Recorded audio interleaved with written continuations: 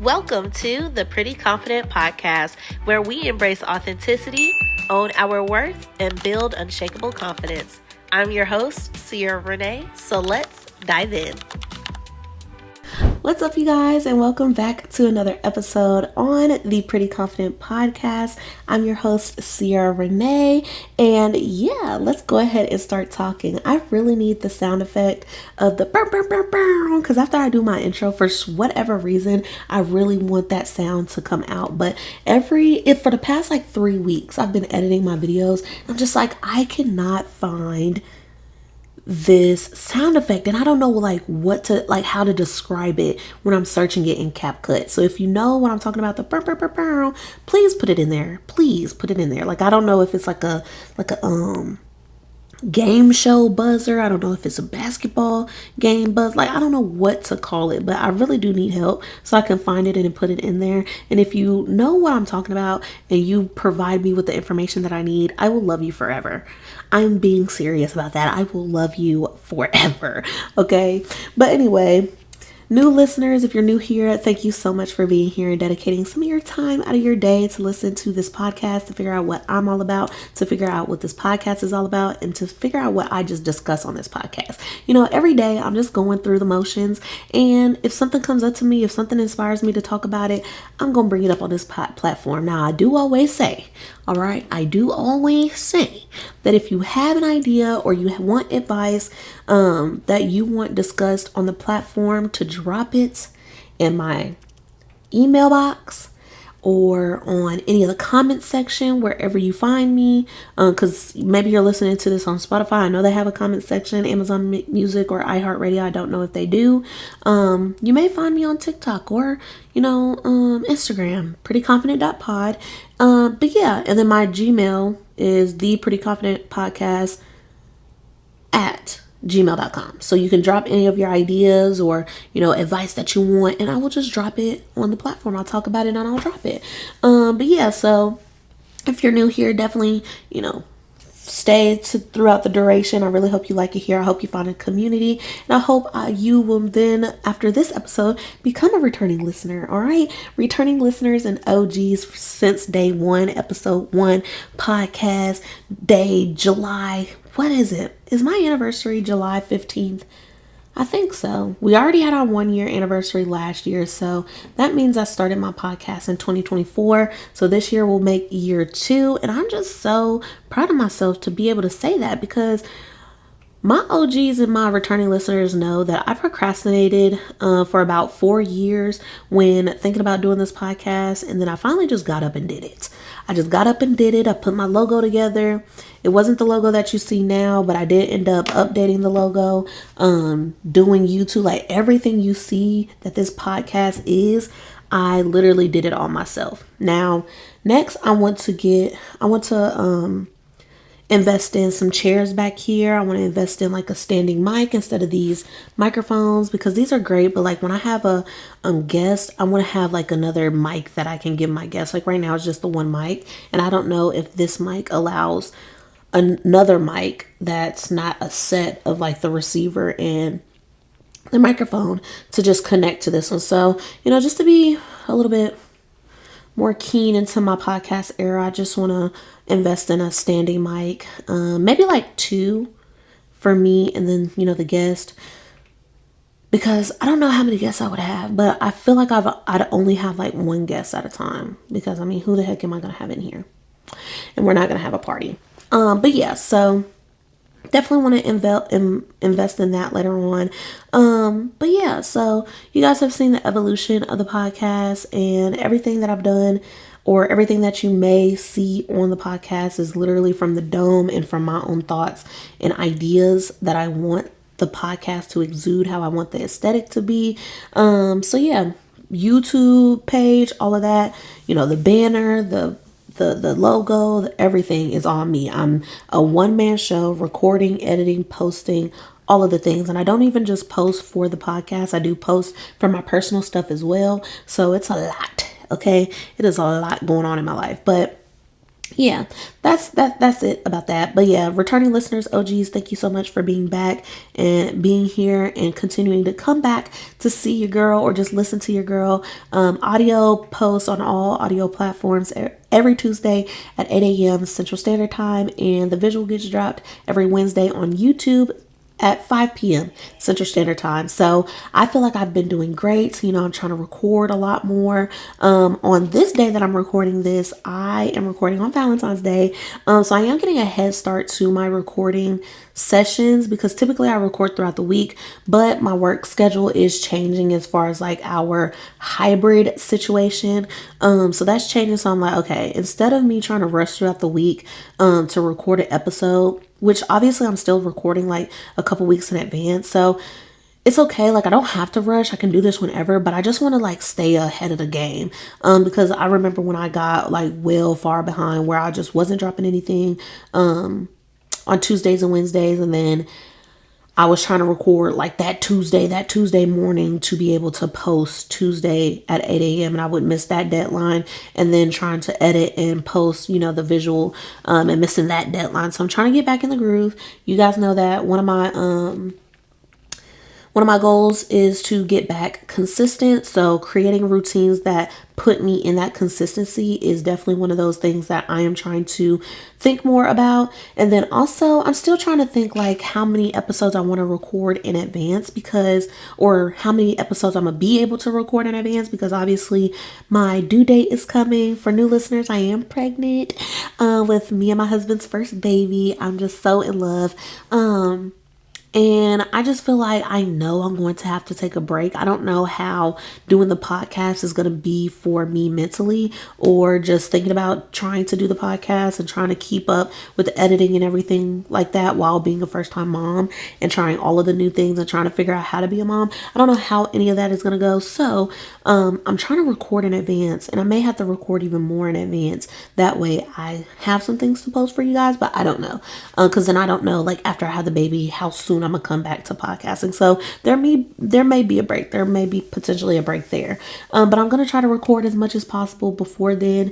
That way you guys get something week after week, and then once I run out of episodes after having my baby, I'm gonna be like, well, I'll just tell you guys when I'm coming back. So thank you so much for you all's continued support, because we have had great numbers. I feel like on the visual more so than the audio platforms, and that's great. That's perfectly fine. I want people to watch.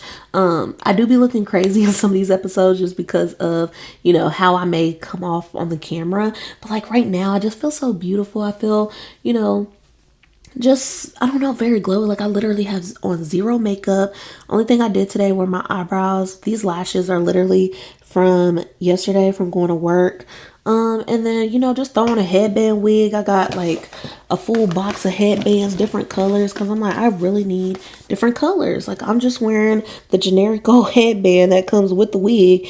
And sister, you need to be personalizing these things. Like put a little bit more effort into it. Feel a little bit more beautiful. And when you feel beautiful, you exude beautifulness. Is that a word? I think so. So yeah, and you guys know what I say. When you feel good internally, okay, it will show externally. When you feel confident, when you look good and you feel good and you walking with your head up, with your shoulders back, confidence. That's where it's gonna come from. But anyway, let's go ahead and jump into this episode. We in 2026 and going forward are no longer going to be upset at people or upset at the people that cause these items to happen. We're not going to be upset at people's lack of boundaries. Okay. And what I mean by that is, I'm gonna have to be a little personal. Okay. So love you if you know who you are and you're watching this, but I have somebody in my family, okay? I love her to death. I have somebody in my family that is so tired, that shouldn't be, like, these are the years that she should be relaxing and everybody should be taking care of her and doing things for her. But I find that she is still catering to others, and to the detriment that I feel like she is tiring herself out to the max, but still trying to run off of fumes. And growing up, like, I didn't see it, but like in my younger years, like maybe a couple years ago, like I say younger, but I'm like 25. I'll be 26 at the on March 1st, but maybe like a couple years ago, like anybody that put her in that situation, and be very like listen to the words that I'm saying. Anybody that put her into those situations, or that was bringing mess and doing all of this down and third and causing drama in her life or causing like non-peace, chaos in her life, I was upset with. I was never upset with a person that was accepting the chaos and putting themselves in these situations. I was always upset with the people that had the chaos going on and looped her into it. And so I started to realize, like, Sierra, you are getting upset, or you are I don't want to say falsely, but you are preemptively not liking certain people because of this person's responses to these people's actions. And so what I mean by that is this person has so much going on that they reach out to this family member of mine, and my family member goes above and beyond regardless of the situation and how tired she is. And so to me, I'd always look at that and I'm like, okay, you're taking away from time that she could be doing X, Y, and Z. She needs to be resting. She can't keep doing all of this, yada, yada, yada. So instead of having the mental fortitude of like, no, she's choosing this, and being, like, okay, I can't do anything. I can't make somebody not want to do something, or I can't make somebody sit this out. I'm not going to be upset with the person that she's helping because of her lack of boundaries. And I feel like when you grow up and you try to be a provider and always wanting, everybody to have and never to be without, I feel like that could come at a detriment as well, because at the end of the day, you are giving so much and you're not getting anything in return because these people don't have anything to give you. And so you're burning at the fumes. You are burning, okay, at the tips to try to stay up and active. But you are so tired. And these are the years that you're supposed to be relaxing.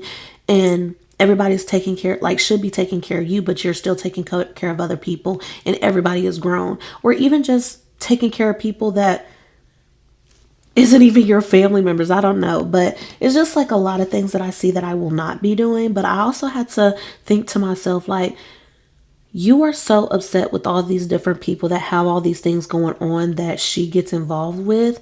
But instead of being upset with them, not more so being upset with the person that is accepting all of this and, going out of their way to still be, involved in everything that's going on, but just don't care about it. If you don't care, if this person doesn't care about their time, their boundaries, their peace, you cannot care more about something for somebody than they do. Okay, so if that means this person says they want to get better at this, or this person says they want to, get to the next stage in life because where they are right now isn't doing anything for them, but they are not doing anything to get themselves there. You cannot force them to do the things that they said that they are going to do to get them to the next level in life if they do not want to do it. You cannot force them to do it. So same thing with this situation. This person constantly goes out of their way for other people in their time of need. You cannot be upset. I cannot be upset at the person who goes to, this family member when they are in times of need, because this family member continues to say yes. Okay. So I wouldn't be upset at it if she said no. Like, if she said no, okay, great. Like, you tried to, but she said no. But it is the constant yes and the doing and doing and doing that I've gotten annoyed with, because I'm like, you should not be doing all of this. You shouldn't. But why am I getting so emotional or so, emotionally involved with the situation that's going on when she is the one that's putting herself in the situation?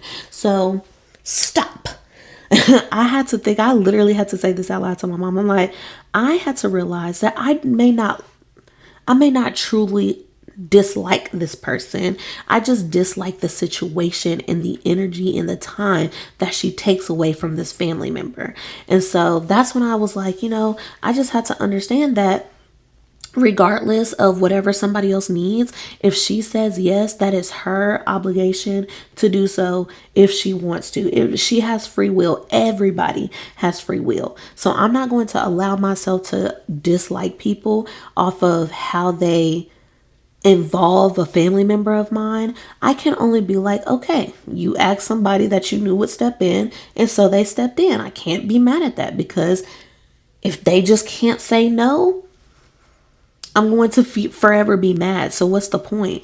So that's kind of like the lesson that I've come across. Like, you just can't make somebody do something that you know they want to do, but they don't have enough gut and willpower to do it. You can't make somebody sit down. You can't make somebody relax. You can't make somebody a go-getter if they're not a go-getter. Like, they have to put in the time and energy themselves, or they have to set the boundaries and set the walls up themselves to protect their peace. You cannot be mad at the cause of the disruption if the person that is allowing the cause of the disruption continue to disrupt, right? So if I am going to continuously be mad at everybody else, I am the person in the wrong, because all this person can do is continue to ask. But the person that is allowing the things to happen is the person that is at fault for their own demise. So stop trying to chime in, stop trying to give advice if it truly does not bother you and your situation and where you are living and laying your head.